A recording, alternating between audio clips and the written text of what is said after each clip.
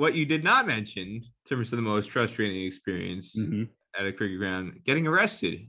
Oh I yeah. can't believe that was not right at the top of the list. I thought it was going to come firing out, getting arrested at a cricket match. So, for people who have read Netherland, Mm-hmm. there's all sorts of zany things that come across in the book Netherland. Joseph O'Neill, Mm-hmm.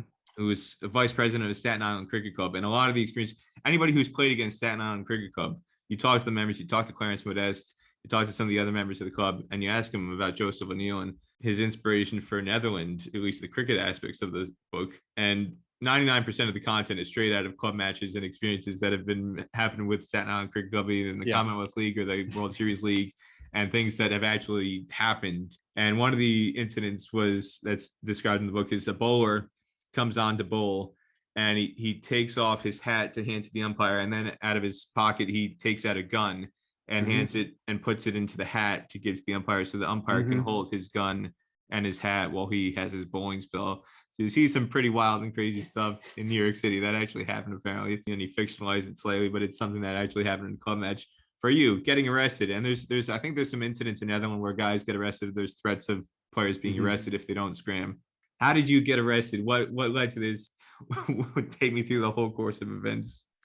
Our game that day, it unfolded a lot like you would expect the raid of a prohibition speakeasy to take place. This was a charity match between two pubs. There was an Aussie pub and a English pub, and they had put together teams of their expat staff and then had filled in the players with some local guys that I had helped supply and that Columbia had helped come up with. I was sorry, and the where was the game? Where was this?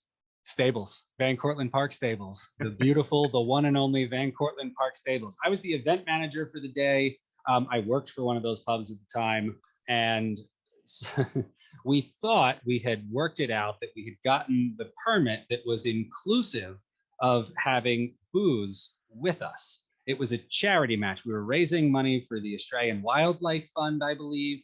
And so there were going to be people there bringing baskets, bringing lunch. It was a little T20 that we're going to play in whites. It was all very nice. I wasn't even umpiring. I was playing / coordinating / umpiring. I did everything that day. But we thought we'd worked it out that we'd gotten the permit that allowed us to have it with a booth. So our supporters could come. We were sponsored by two different beer companies a beer company and a gin company, which each sponsored the different pubs. And we had people bring their hampers and their baskets, and we promised them all this stuff.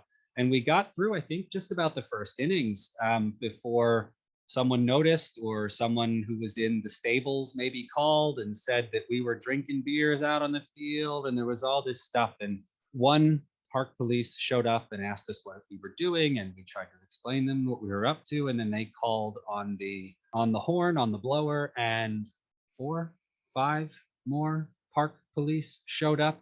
A couple of them stepped out of their car, having heard that the situation was escalating and that there was disorderly conduct going on in the field. And so Officer Perez got out of her car, and first thing she did was whip out her truncheon and stick it in my chest and say, "You're being disorderly." And I said, "We have a permit for this. We're just trying to play. We don't really understand what's happening right now, why you've come here. There's children here. There's like players and their wives with, hampers and baskets sitting here having a picnic, whatever."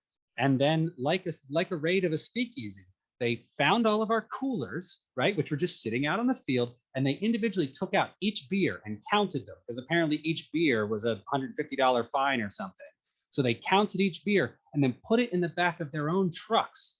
Were they going to smash them later and pour them down the drain like they did in Prohibition? Probably not. Probably a huge party, the Parks Department, Police Department that night.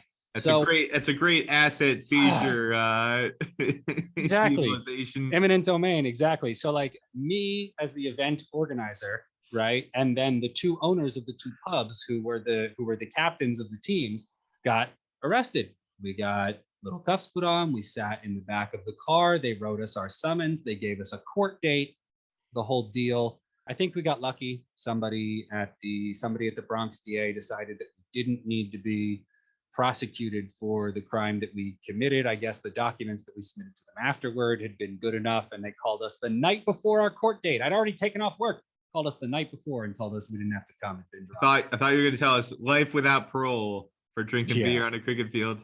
Exactly. That's why I'm here. This is my parole, actually. This is my sentence. I've been hired to be an umpire by the U.S. Department of Corrections in order to serve my time and just stand there for 12 hours a day and be tortured by the same ball being bowled wide over and over and over again.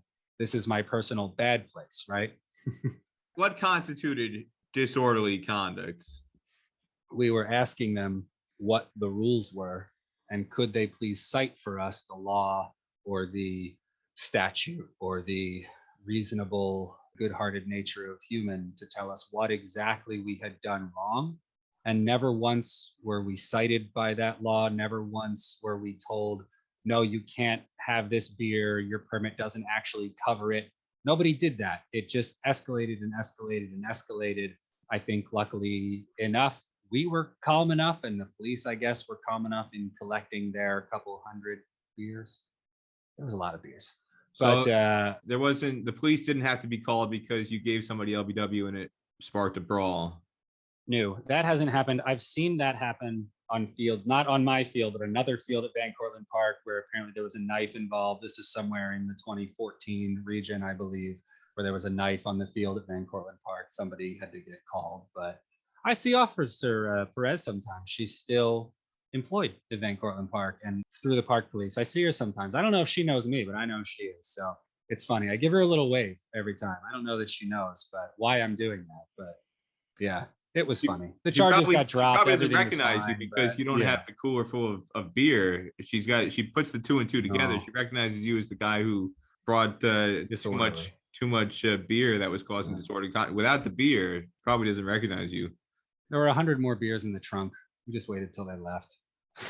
And then we're more careful for the rest of the day. Happens. Do you feel you got your money's worth with the arrests, or do you feel like you could have kicked up enough of a more of a fuss to push the boundaries so that you would have you wouldn't have been released so easily and but gotten to go home at night? No, I don't know. I don't know that I would have done well in the court system. I'm a soft suburban boy. I don't know that I would have done well in lockup for the night. So I'm glad it didn't work out that way. And I'll cite my privilege again. We were three white guys. You know, if we had been a little bit more angry or if it had been a different situation, it might have ended differently. But the police that day certainly did not help to de-escalate the situation as it was. No.